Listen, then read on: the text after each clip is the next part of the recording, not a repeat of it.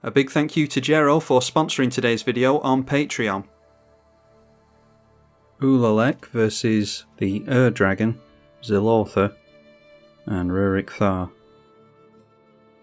We've got, 3 lands. Tempt with Discovery should be good, so not doing anything in the early game, but we'll try and go slow and hope it works out. Alright, and we've got Devourer of Destiny in our opening hand, so we'll reveal it to our opponents. And that means that at the beginning of our first upkeep we can look at the top 4 cards. One goes back on top and we exile the rest, so hopefully be able to set up something decent. So we get that trigger on the stack. One of these cards goes back on top. Yeah, it's a shame that we don't get to keep the Hour of Promise. Don't have a turn 3 play, so yeah, could go for the Alchemist's Refuge, but Chromatic Lantern's probably fine just so that we've got something to do on turn 3. So we'll keep the Lantern and obviously draw into that this turn. We've got all the Pain lands in the deck because this is a Wooburg deck, but we do very much care about colourless. So there's only the odd spells that we need to cast that have to use coloured mana, things like Hour of Promise, and the most mana intensive is Temur Ascendancy. But cards like the World Tree and Chromatic Lantern would help us cast those as well. Not too likely that we're going to assemble Tron now, thanks to the Hour of Promise, although maybe we'll be able to get it with the Tempt with Discovery. Llanowar Elves for Zilortha. Alright, another expensive one, a Hideous Taskmaster. So again, nothing to do on turn 2, just pass over. Gaia Sage for the creature deck. Nature's Law getting the non-creature spells in before Rurik Thar hits play. Another big fatty, Deep Fathom Skulker. We'll eventually be able to help refill our hand, hopefully. So we'll drop our 3rd land and go for that Chromatic Lantern. And if we get to either keep our Chromatic Lantern or drop a land next turn, we should be able to cast our commander. But probably go for the Tempt with Discovery, take the extra mana while we've got access to it. Gaia Sage swings in towards us. When you're an Eldrazi deck you do tend to draw hate, so be interesting to see how our opponents respond to us throughout the game. See how much time it buys the Dragon as well. Drawing a card with the War Room that he's just dropped down here, and managed to get into a Birds of Paradise unless he had that in hand already. Alright, we get into another land and it's a Mana Confluence, so won't have to take the life to that as long as the Chromatic Lantern is in play. Let's just go for the Tempt with Discovery now. Now our opponents should say no to this, but players are often very tempted with a Tempt with Discovery, so not sure who said what there, and it doesn't tell us, because knowing how many lands we're going to grab will actually dictate what we go for here. I'm guessing they all said no because it says put a card onto the battlefield. So in that instance it would be, I think, the Ancient Tomb this early in the game. Oh, I see, we get a land first and then our opponents get to decide whether they do or not. If we're accelerating ahead, our opponents might be tempted to say yes to this. Alright, looks as though we're getting another one, so let's go for the World Tree. Are we going to play another spell this turn? I don't think so. Hopefully we get another land next turn, then we'll be able to play our commander and go for the Wastegate Battle Mage and be able to kick it. I mean, we could kick it anyway for 4 mana. Do we want multiple copies of it is the question. Myriad Landscape was played last turn and is now being cracked for the Rurik Thar player. A Reliquary Tower over here. Then playing a Gruul Turf from hand, so has to bounce one back. War Room drawing a card again. Must have some terrible cards in hand unless he's eager to make lands every single turn. Although he's managed to do that here, it's only turn 4. Alright, and round to our turn. The Dragon is still 7 cards in hand and holding up mana. And there we see a Thief of Existence. So are we going to have to do the thing of playing out our commander and hoping that it survives a cycle? I suppose we can do that. We've got removal in hand, so if we have to either recast or play removal next turn, we've got options. And I think I'll hold on to the Wastegate Battle Mage so that we can bounce Rurik Thar and stuff like that and force them to replay it. So not going to bother taking life to the Ancient Tomb. Alright, and we've played into counterspells, so the Dragon is a type of deck that does have interaction as opposed to just a grip full of dragons. So next turn we're deciding whether or not we want to go for our commander again, or if we want to start getting down removal, or at least attempting to. Cards like that, our opponent's going to have to be careful once Ruric Thar comes down into play. A Rampaging Baeloths for the Ruric Thar. And that triggers the Gaia Sage, so I'm going to put its first plus counter on there. And there's a Galta, Primal Hunger, on turn 5, so looking pretty good there. So maybe we just have to go for Hideous Taskmaster next turn. Try and annihilate some of Ruric Thar's board. Smuggler's Surprised. That is 3 mana went into that, so mill 4 and a couple of creature and or lands from graveyard to hand, I'm guessing. There is Hulking Raptor, Forest, Fiendish Duo, and Kessig Wolfrun. I didn't know that this thing had been reprinted. So taking the 2 creatures, leaving the lands alone. So down comes the Hulking Raptor. Went for the Smuggler's Surprise at the end of the previous player's turn. Demonic Tutor from the Dragon player, so wouldn't say no to a board wipe here, but yeah, still not sure what type of dragon deck this is. Alright, went for it apparently. That is the Blasphemous Act, so I mean that saves us. I was thinking about going for the Hideous Taskmaster there, but I don't know, maybe they're still holding up mana for counter magic. I mean, we have to get it out of their hand, even if we have to cast the commander another once or twice. We do have a means of plenty of flash in the deck, but obviously haven't managed to get into it, because we are going to draw a lot of hate as an Eldrazi deck. Might be able to keep us from being countered with the Null Elemental Blast though. Would have to be a multicoloured counterspell though, which isn't likely. Alright, Ulalek allowed into play, but there's nothing to say that there's no spot removal from anyone yet. Just have to hope that it's multicoloured if there is any.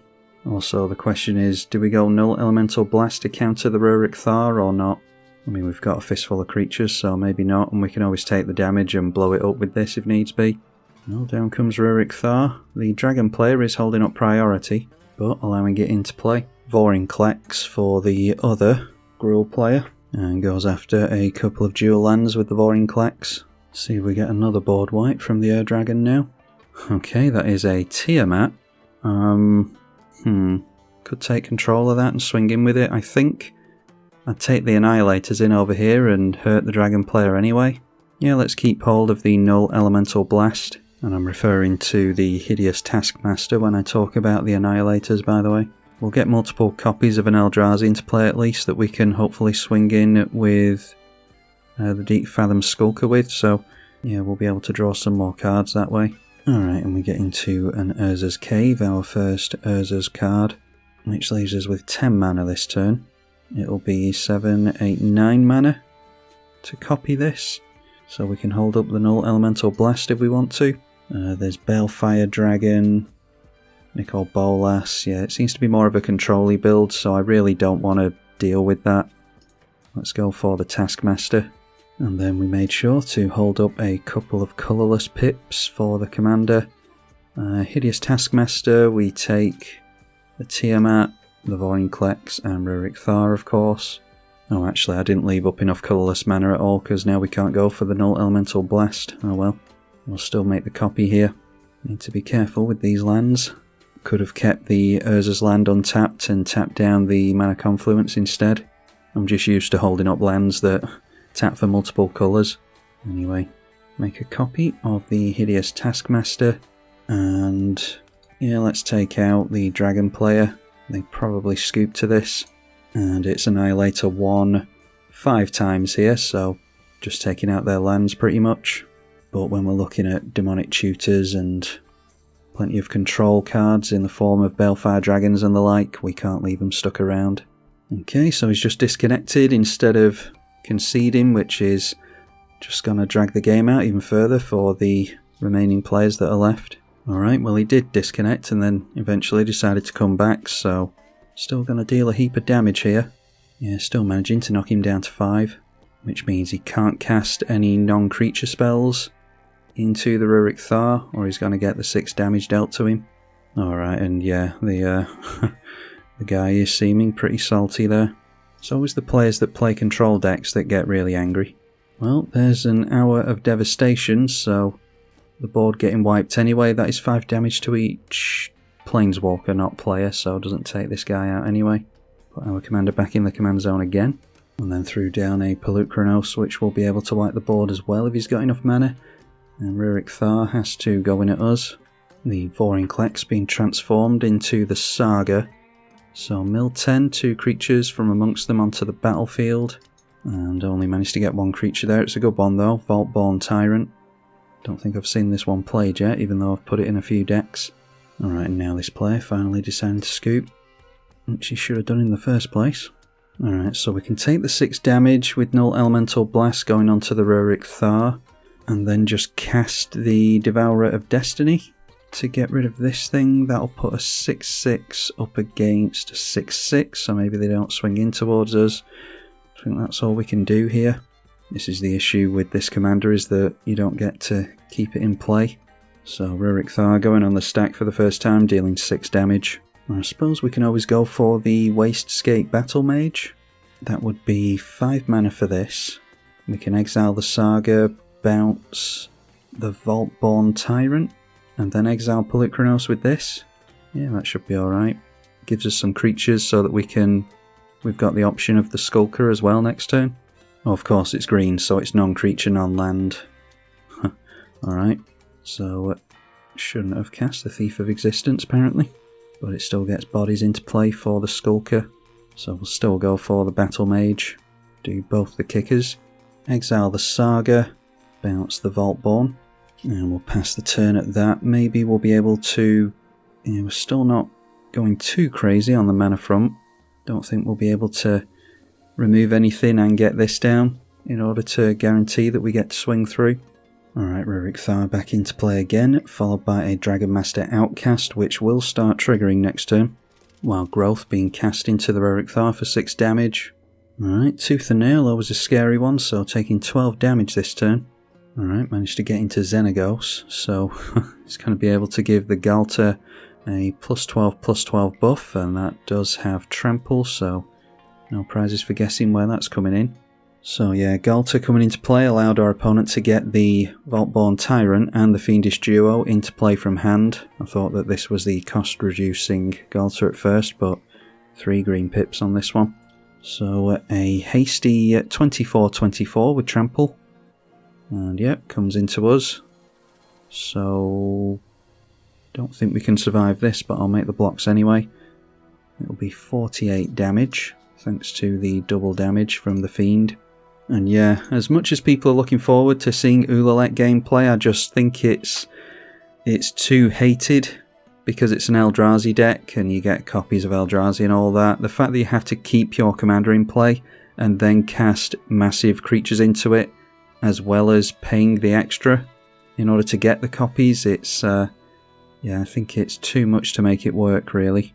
I mean, we got to take 1 player out at least. We got to see only 1 copy of the Ulalek, but I mean, I suppose that's why people don't like to see it hit play. I'll play it another once or twice maybe, and hopefully we'll dodge interaction and board wipes and just general control. But I don't hold out much hope for doing very well with Ulalek on Magic Online. I think it's more of a kitchen table commander where you can all smash your big toys into each other. Anyway, the Dragon Master Outcast making the first dragon. Only 2 cards in Rurik Thar's hand. And as I work it out, we'll be able to put 3 into X on the Polukranos. And as I work it out, we'll be able to put 6 into the Polukranos. Although I'm not sure what you really target there. Probably the Fiendish Duo. Here's a controversial one for you. The ban list. I know people just love talking about the ban list and their disagreements with it all. Tooth and Nail is not on the ban list, even though it can be a 1-card combo with things like Avenger of Zendikar and Greytooth, stuff like that. You can go and get Triskelion, Mikaeus combo and all that type of thing. This is not banned, but cards like Biorhythm are, and I argue that they're in the same tier as each other. Now, I don't particularly care about playing Biorhythm, but the ban list makes little to no sense to me. Anyway, see what you make of that in the comments section. Terastodon into play is not able to target creatures, so only targeting the Wild Growth. It's noteworthy that with Terastodon you can target your own stuff, so he could have given himself a couple of elephants here if he thought it would help with the blocks.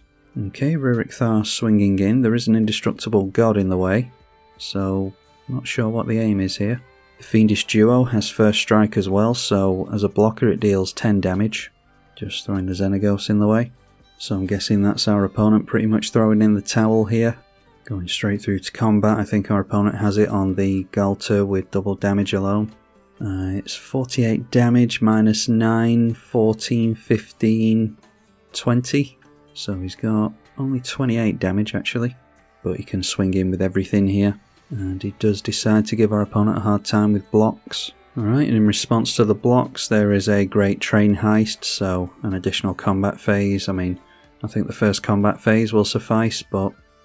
Alright, and went for Chaos Warp onto the 9-9 Terastodon anyway, which I'm guessing was blocked by a Trampler. But yeah, they go down to minus 46, so I don't think they were going to survive regardless. Well, it was a slightly interesting game. I'm glad that we got to see a little bit from Ulalek, but I think that's going to be commonplace, that you're not going to be able to keep it in play. As soon as your opponents see that you're playing Eldrazi, all 3 pairs of eyes at the table are going to be staring directly at you, even ignoring the might of commanders like the Dragon and Rurik Thar. And we got to see why that is the case. We did get to Alpha Swing out of nowhere at one opponent. So if you want to see more from it, then let me know, but I can't guarantee that it'll be a particularly good game, but we can keep trying because Ulalek is a really fun one, in theory at least. Big thank you to the patrons for their constant support of the channel. You can do so yourself via the link in the description below if you would like. I'm tribalkai. Thank you for watching.